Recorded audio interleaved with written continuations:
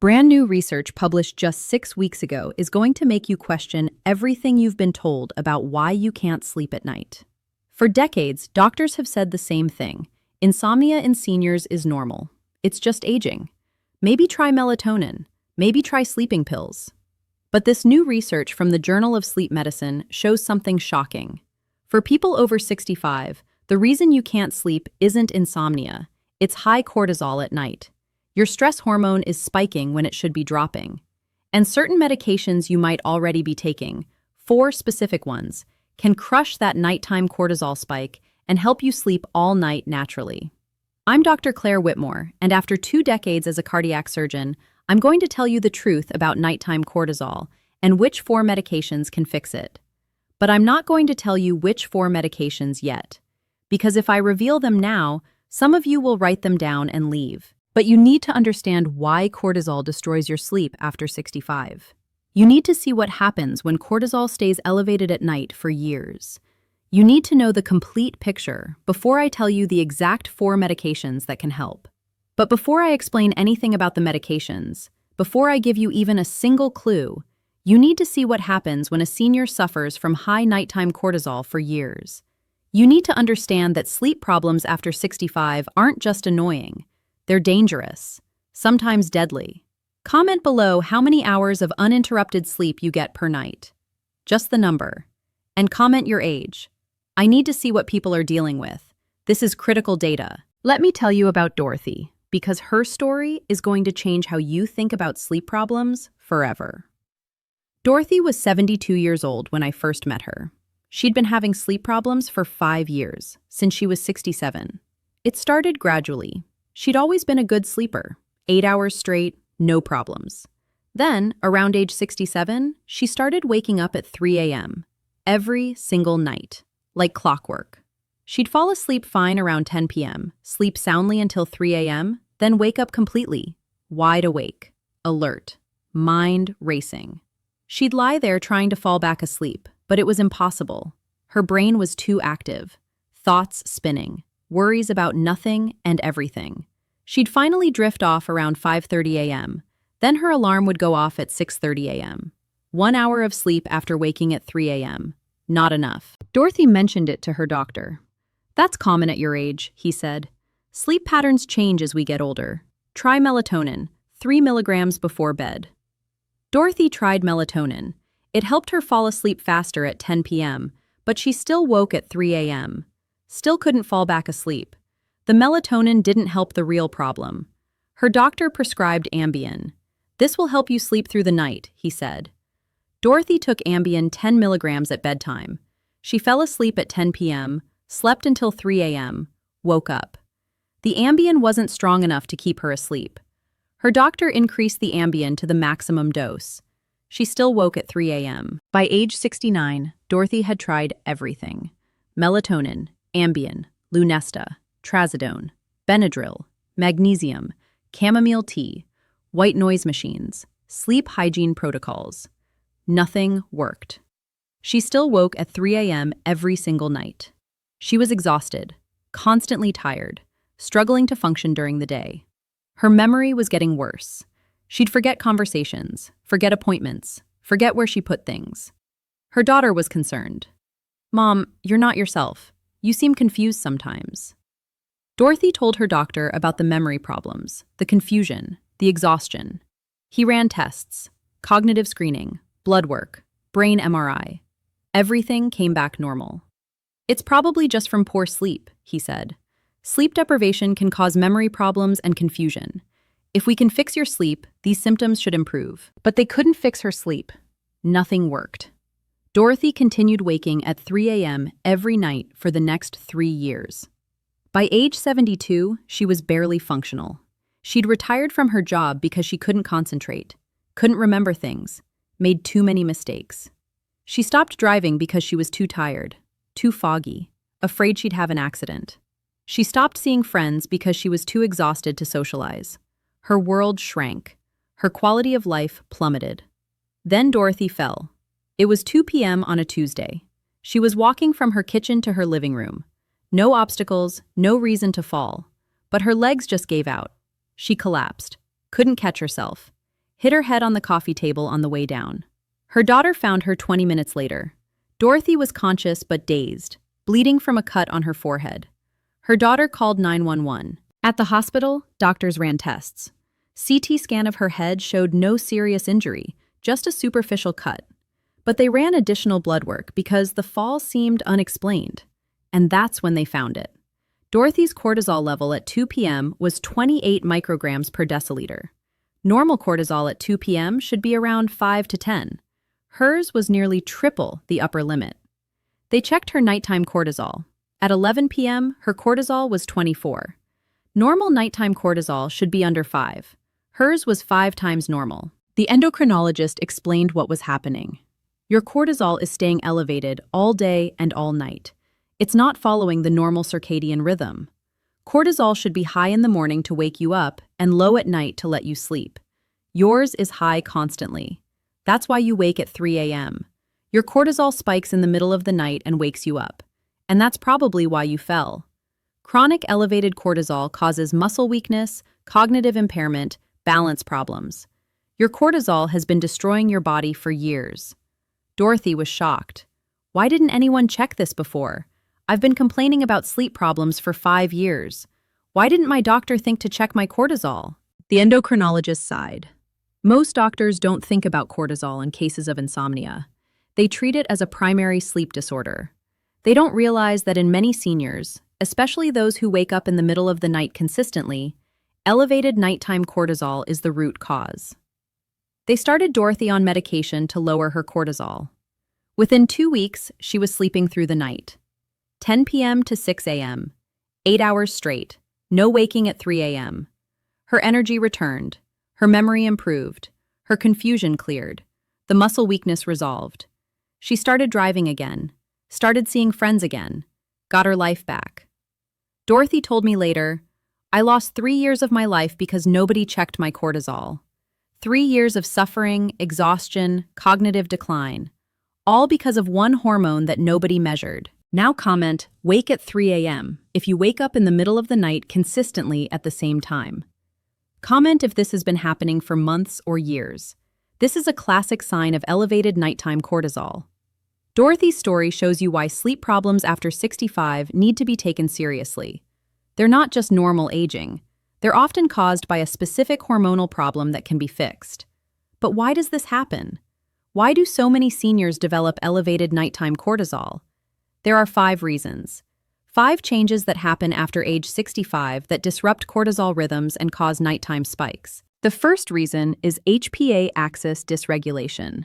The HPA axis is your hypothalamic pituitary adrenal axis. It's the system that controls cortisol production. In young people, the HPA axis follows a strict circadian rhythm. Cortisol is high in the morning, peaks around 8 a.m., then gradually declines throughout the day. By 10 p.m., cortisol should be at its lowest point. This allows you to fall asleep and stay asleep. But as you age, the HPA axis becomes dysregulated. It doesn't follow the normal rhythm as precisely. Cortisol doesn't drop as low at night. Sometimes it even spikes in the middle of the night.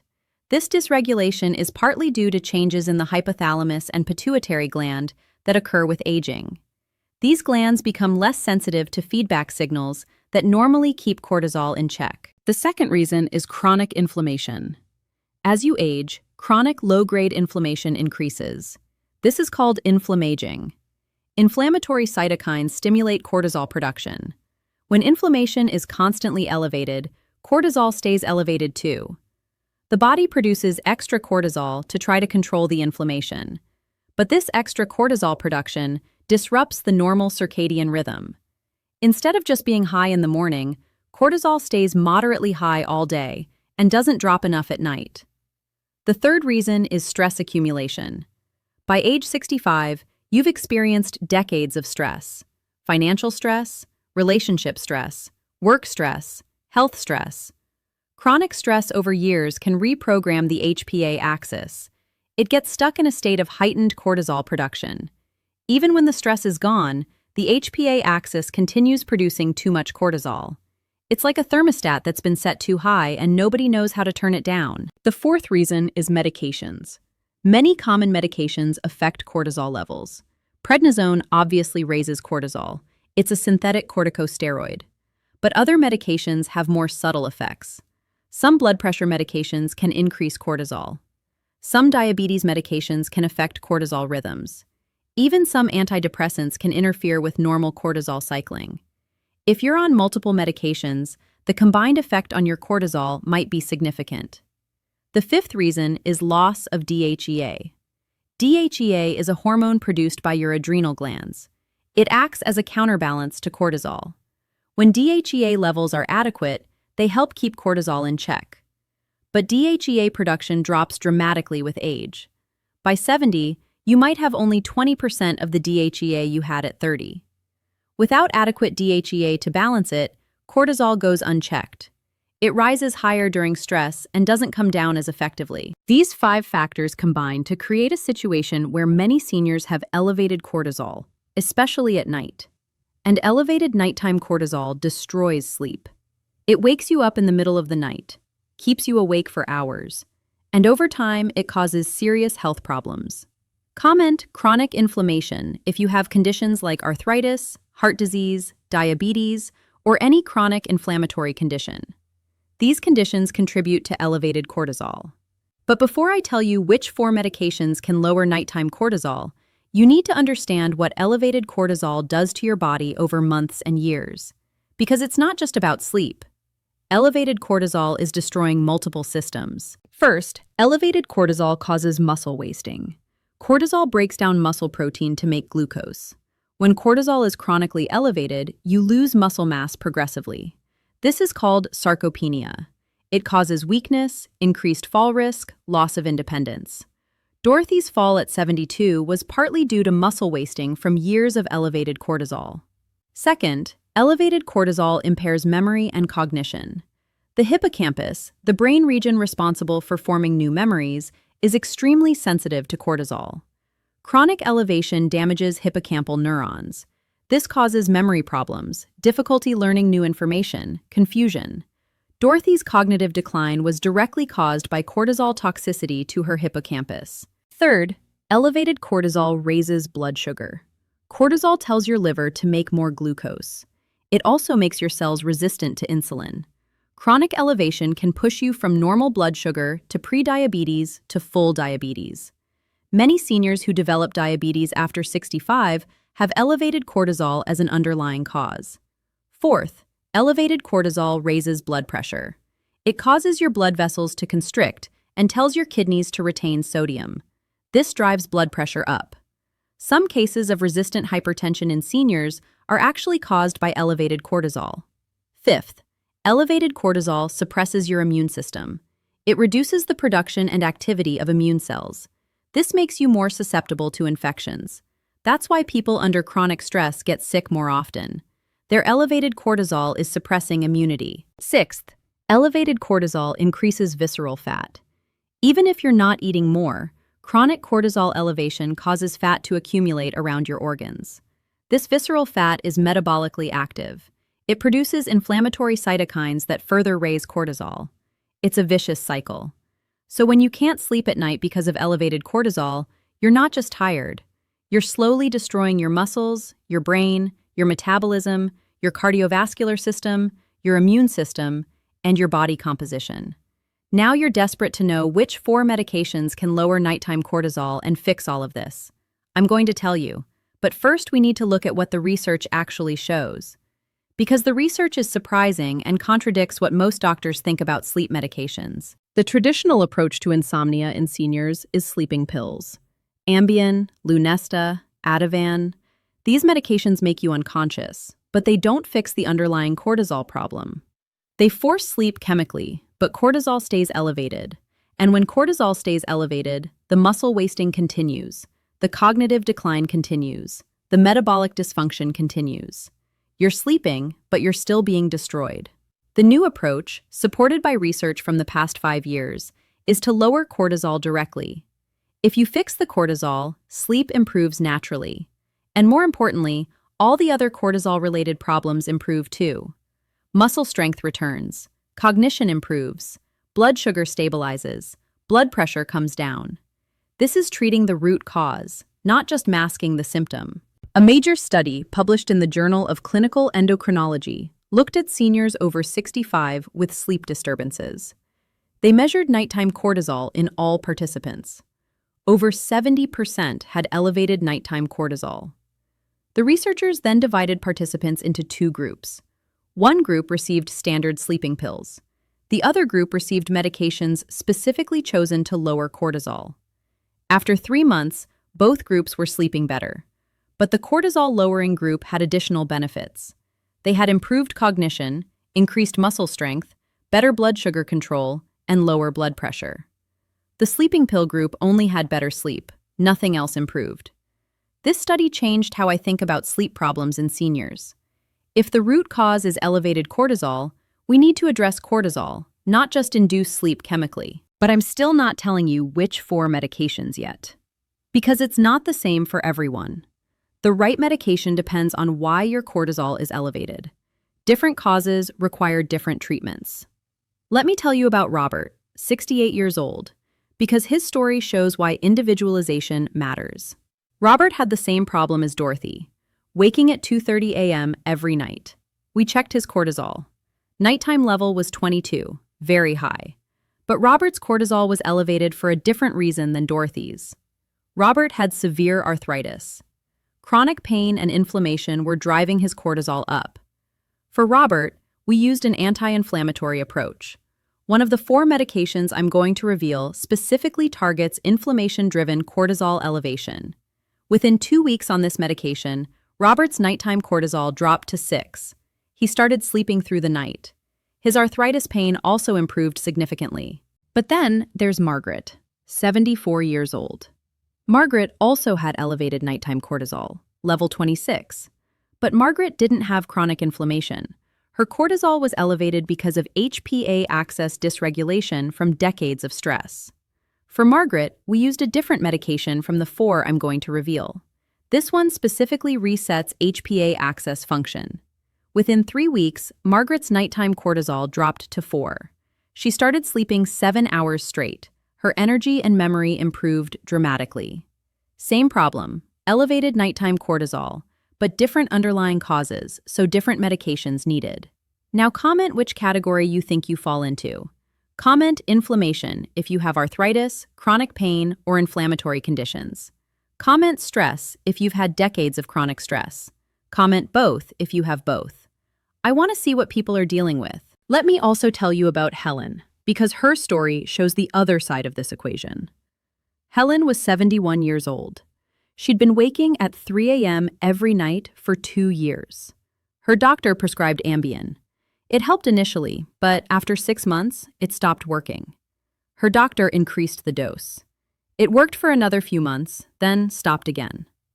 By the time I saw her, Helen was on the maximum dose of Ambien plus trazodone, and she was still waking at 3 a.m.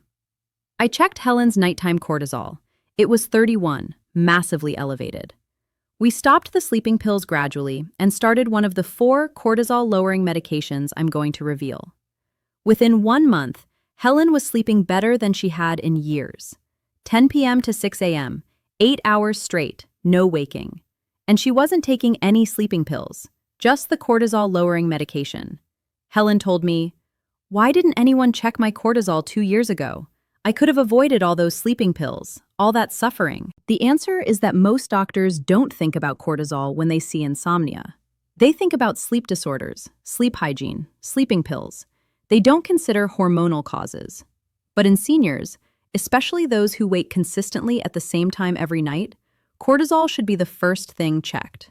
Now I need to explain something about cortisol testing. There are different ways to measure cortisol, and some are better than others for detecting nighttime elevation. The standard test is morning cortisol. You go to the lab first thing in the morning, they draw blood, they measure cortisol. But morning cortisol doesn't tell you anything about nighttime levels. You could have normal morning cortisol and severely elevated nighttime cortisol. Dorothy's morning cortisol was normal. Nobody suspected a problem until they checked her nighttime level. The better test is late-night salivary cortisol. You collect saliva at 11 p.m. at home, send it to a lab. They measure cortisol in the saliva. This tells you if your nighttime cortisol is elevated. It's easy, non-invasive, accurate. Every senior with chronic sleep problems should have this test. The most comprehensive test is 24-hour urinary-free cortisol. You collect all your urine for 24 hours. The lab measures total cortisol output. This shows if you're producing too much cortisol overall. But it doesn't tell you about the circadian rhythm. You could have normal 24-hour cortisol but abnormal rhythm, high at night when it should be low. The ideal approach is late-night salivary cortisol plus morning cortisol. This shows the full picture. If your morning cortisol is normal but nighttime is elevated, you have a rhythm problem. If both are elevated, you have overall excess cortisol production. Treatment depends on which pattern you have. Comment never tested if your doctor has never checked your cortisol despite chronic sleep problems. I want to see how many people have never had this basic test. Now let me talk about what happens in the brain when cortisol is elevated at night. Understanding this will help you see why lowering cortisol fixes sleep so effectively. Your brain has a master clock called the suprachiasmatic nucleus. It's in your hypothalamus. This clock controls your circadian rhythm, your 24-hour cycle of wake and sleep. The master clock is synchronized by light. When light hits your eyes in the morning, it signals the master clock. The clock then sends signals throughout your body. It tells your cortisol to rise, preparing you to wake up. It tells your melatonin to drop, making you alert. At night, when light fades, the master clock sends different signals. It tells your cortisol to drop. It tells your melatonin to rise. This combination makes you sleepy and keeps you asleep. But when cortisol stays elevated at night, it overrides these signals. Even though the master clock is trying to make you sleep, the cortisol is keeping you in a state of alertness. Cortisol activates the arousal centers in your brainstem. It keeps your sympathetic nervous system active, fight or flight mode. You can't sleep when you're in fight or flight mode. Additionally, elevated cortisol interferes with melatonin production. Cortisol and melatonin have an inverse relationship. When cortisol is high, melatonin production is suppressed. So not only is cortisol keeping you aroused, it's also preventing the sleep hormone from being produced. This is why sleeping pills don't really fix the problem. They might make you unconscious, but cortisol is still elevated. Your body is still in a stressed state. Your brain is still being damaged. Your muscles are still being broken down.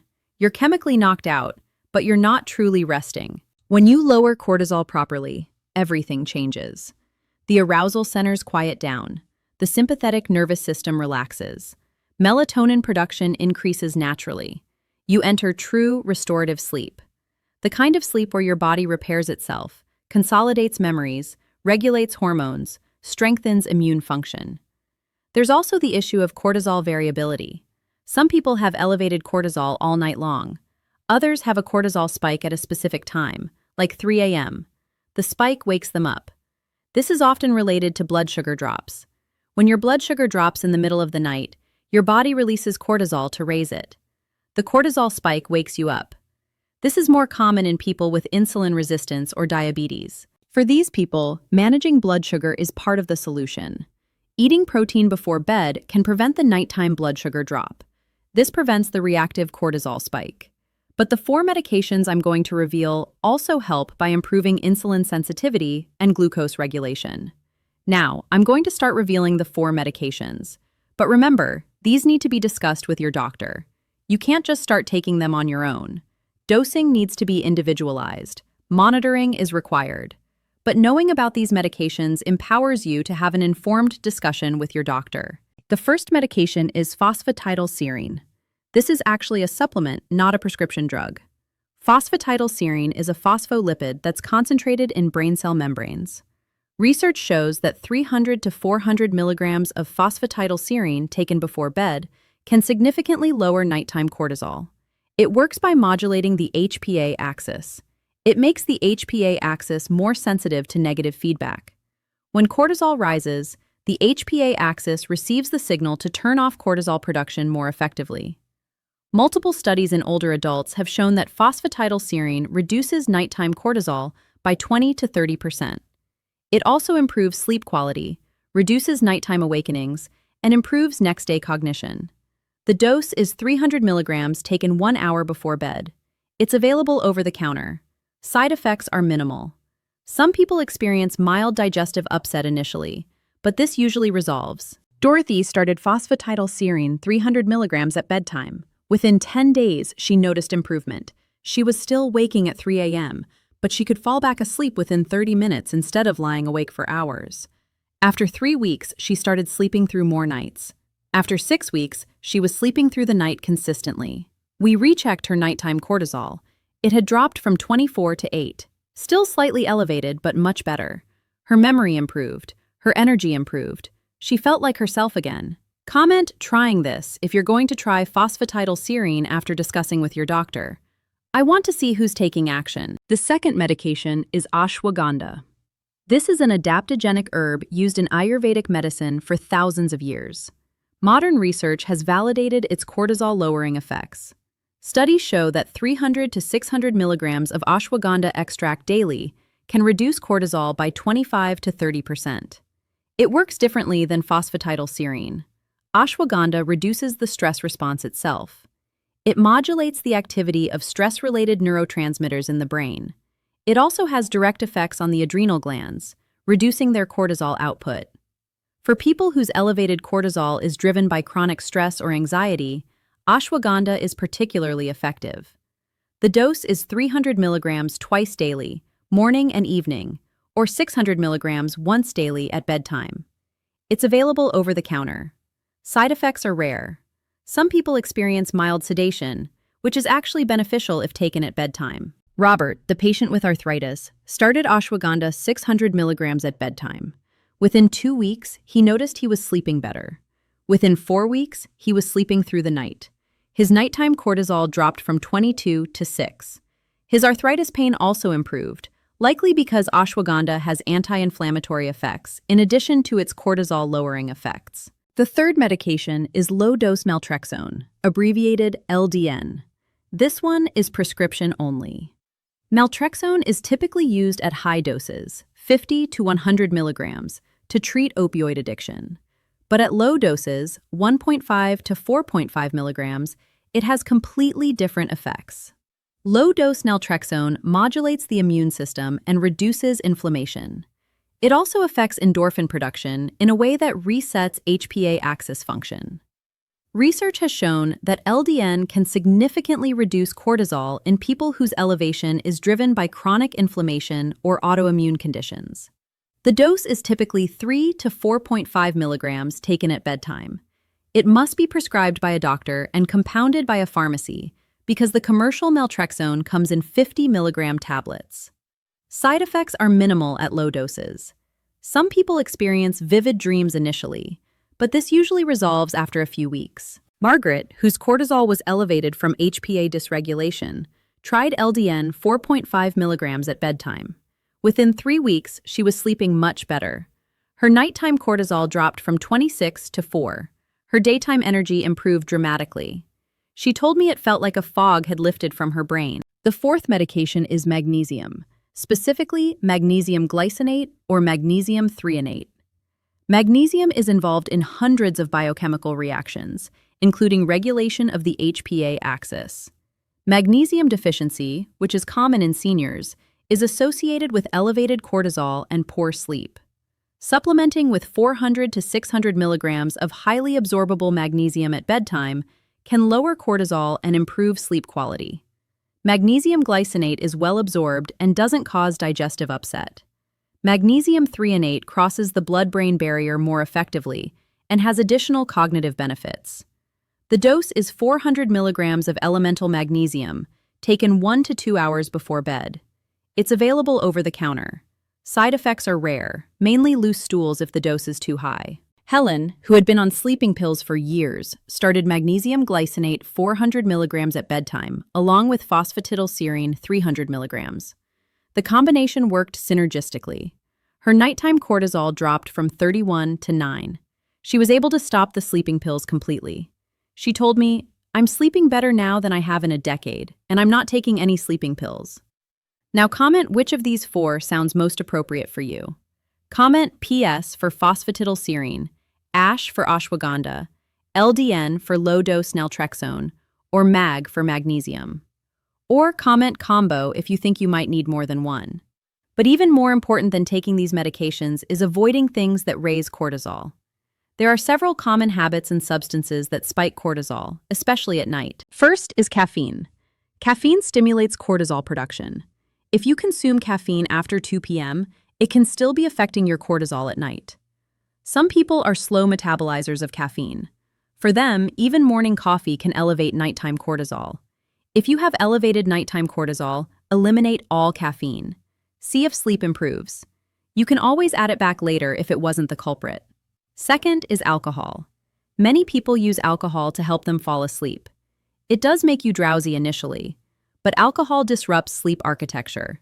It prevents deep sleep and REM sleep. It also causes a rebound cortisol spike in the middle of the night. This is why people who drink alcohol before bed often wake up at 2 or 3 a.m. and can't fall back asleep. The alcohol has worn off and cortisol has spiked. If you're drinking alcohol within 3 hours of bedtime, stop. See if your sleep improves. Third is late-night eating. Eating raises blood sugar, which raises insulin, which can trigger a compensatory cortisol response hours later. Eating within 2 hours of bedtime increases the likelihood of nighttime cortisol spikes, especially if you eat carbohydrates or sugar. If you must eat before bed, choose protein. Protein stabilizes blood sugar and doesn't trigger the same insulin-cortisol cascade. Fourth is excessive exercise late in the day. Exercise raises cortisol acutely. This is normal and healthy. But if you exercise within 3 hours of bedtime, cortisol might still be elevated when you try to sleep. Morning or afternoon exercise is better for people with nighttime cortisol issues. Fifth is blue light exposure at night. Blue light from screens, TV, phones, tablets suppresses melatonin. It also keeps the brain in an aroused state, which keeps cortisol elevated. Ideally, eliminate all screens 2 hours before bed. If that's not realistic, use blue light blocking glasses or apps that reduce blue light emission. Let me tell you about Thomas, 70 years old, because his story shows how powerful lifestyle changes can be. Thomas had been waking at 2 a.m. every night for 3 years. We checked his cortisol. Nighttime level was 19. But before starting medications, I asked Thomas about his habits. He drank 2 glasses of wine every night with dinner. He worked on his computer until 10 p.m., then went straight to bed. He drank coffee at 4 p.m. every afternoon. I told Thomas, before we start any medications, try this. Stop the wine, stop the coffee afternoon, stop the computer work at 8 p.m. Do this for 2 weeks and let's see what happens. Thomas was skeptical, but willing. He made all 3 changes. After 2 weeks, he reported sleeping much better. Still waking sometimes, but only once or twice a week instead of every night. We rechecked his cortisol. It had dropped from 19 to 9, just from lifestyle changes. We didn't need medications. Thomas continued the lifestyle modifications. 3 months later, he was sleeping through the night consistently, without any medications or supplements. Not everyone responds this well to lifestyle changes alone, but they should always be the first step. Now let me give you the complete protocol for addressing elevated nighttime cortisol. This is what you should discuss with your doctor. Step 1. Confirm elevated nighttime cortisol with late-night salivary cortisol testing. Don't assume. Test. If your nighttime cortisol is normal, below 5, then elevated cortisol isn't your problem. Something else is disrupting your sleep. But if nighttime cortisol is above 8, you have a problem that needs addressing. Step 2. Eliminate cortisol-raising habits. Stop caffeine after noon. Ideally, eliminate completely. Stop alcohol within 3 hours of bedtime. Ideally, eliminate completely. Stop eating within 2 hours of bedtime. Stop screen time 1 to 2 hours before bed. Stop late-day intense exercise. Do these for 2 weeks. Recheck cortisol. See if it drops. Step 3. If cortisol is still elevated after lifestyle changes, add one of the 4 medications. Start with the one most appropriate for your situation. If you have chronic inflammation, try ashwagandha or LDN. If you have stress-driven elevation, try phosphatidylserine or ashwagandha. If you have multiple factors, try magnesium as it addresses multiple pathways. Give it 4 to 6 weeks. Monitor sleep quality. Recheck cortisol. Step 4. If one medication helps but isn't enough, consider adding a second. Phosphatidylserine plus magnesium is a common combination. Ashwagandha plus magnesium works well for many people.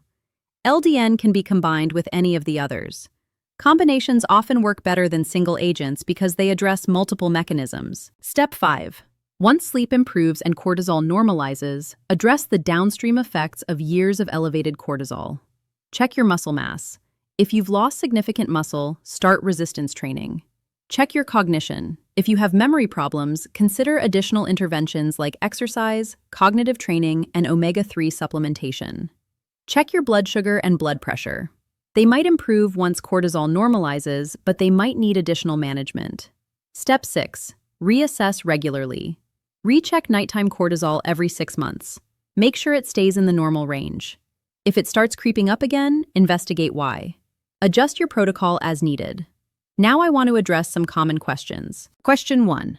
My doctor says cortisol testing isn't necessary for insomnia. How do I convince them otherwise? Show them the research. Show them studies demonstrating that 60 to 70% of seniors with chronic insomnia have elevated nighttime cortisol. Explain that treating cortisol addresses the root cause, not just the symptom. Most doctors, when they see the evidence, will agree to test, but some won't. If your doctor absolutely refuses, consider finding a functional medicine doctor or endocrinologist who takes cortisol issues seriously. Question 2. Can I just take melatonin instead of these 4 medications? Melatonin helps you fall asleep, but it doesn't lower cortisol. If your cortisol is elevated, melatonin might help initially, but the cortisol will eventually override it. You'll fall asleep but wake up when cortisol spikes. Addressing cortisol is more effective than just taking melatonin. That said, combining melatonin with cortisol-lowering medications can be beneficial. Melatonin 1 to 3 milligrams plus one of the 4 medications often works better than either alone. Question 3. I'm on multiple medications already. Can I add these safely? Generally, yes, but you need to discuss with your doctor. Phosphatidylserine, ashwagandha, and magnesium rarely interact with other medications. LDN can interact with opioid pain medications, so if you're on those, LDN isn't appropriate. But for most people, these can be added safely. Your doctor should review your complete medication list to check for potential interactions. Question 4. How long do I need to take these? Some people can stop after several months once their cortisol rhythm resets. Others need to continue indefinitely. It depends on the underlying cause. If your cortisol was elevated due to temporary stress that's now resolved, you might only need treatment for a few months. If your cortisol is elevated due to chronic conditions like arthritis, you might need ongoing treatment. Trial and error. Try stopping after 6 months. If sleep worsens and cortisol rises again, you probably need to continue. Question 5. What if I try everything and my cortisol is still elevated? There are additional options. Prescription medications like mirtazapine have cortisol-lowering effects. Behavioral interventions like meditation and yoga can lower cortisol over time. Addressing undiagnosed medical conditions like sleep apnea can help. In rare cases, elevated cortisol is due to a tumor on the pituitary or adrenal gland. This is called Cushing's disease and requires surgical treatment. If your cortisol remains severely elevated despite treatment, you need evaluation by an endocrinologist to rule out Cushing's. Now let me tell you what happened after Dorothy started treatment. She began with phosphatidylserine 300 milligrams at bedtime. After 3 weeks, she added magnesium glycinate 400 milligrams. The combination worked beautifully. Her nighttime cortisol dropped from 24 to 6. She slept through the night consistently. But even more remarkable, her cognition improved dramatically. The memory problems resolved. The confusion cleared. She was sharp again. Her muscle strength returned. She started exercising. Her balance improved. She hasn't fallen again. 3 years after starting treatment, Dorothy is thriving. Active, independent, happy. She told me, "Those 5 years of suffering were hell, but now I feel better than I have in a decade. I just wish someone had figured this out sooner." Let me also tell you about Frank, 79 years old, because his story shows the dramatic impact of treating cortisol. Frank had been waking at 3:30 a.m. every night for 7 years. 7 years. His doctors tried every sleeping pill. Nothing worked long-term. Frank was exhausted, depressed, barely functional. His wife said he'd aged 20 years in the past 5. We checked Frank's nighttime cortisol. It was 29, massively elevated. We started him on ashwagandha 600 milligrams at bedtime, plus magnesium glycinate 400 milligrams. Within 2 weeks, Frank was sleeping better. Within 6 weeks, he was sleeping through the night. We rechecked his cortisol. It was 7. His wife said, "He's like a different person.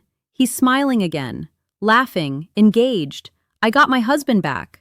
Frank told me, 7 years. 7 years of suffering because nobody checked one simple test. If someone had measured my cortisol 7 years ago, I could have avoided all of that. Comment life-changing if this information about cortisol and sleep is going to change how you approach your sleep problems. Comment if you're going to ask your doctor to check your cortisol. Now let me give you the complete summary. This is what you need to remember and discuss with your doctor. For most adults over 65 with chronic insomnia, especially those who wake consistently in the middle of the night, elevated nighttime cortisol is the root cause. It's not normal aging. It's not a primary sleep disorder. It's a hormonal imbalance that can be measured and treated. The first step is testing. Late-night salivary cortisol. Simple, non-invasive, accurate. If your nighttime cortisol is above 8, you have a problem. If it's above 15, you have a significant problem. Treatment is warranted. The second step is lifestyle modification. Eliminate caffeine, especially after noon. Eliminate alcohol, especially within 3 hours of bed. Avoid eating within 2 hours of bed. Avoid screens 1 to 2 hours before bed. These changes can significantly lower cortisol in some people. The third step is medication. 4 options have strong evidence.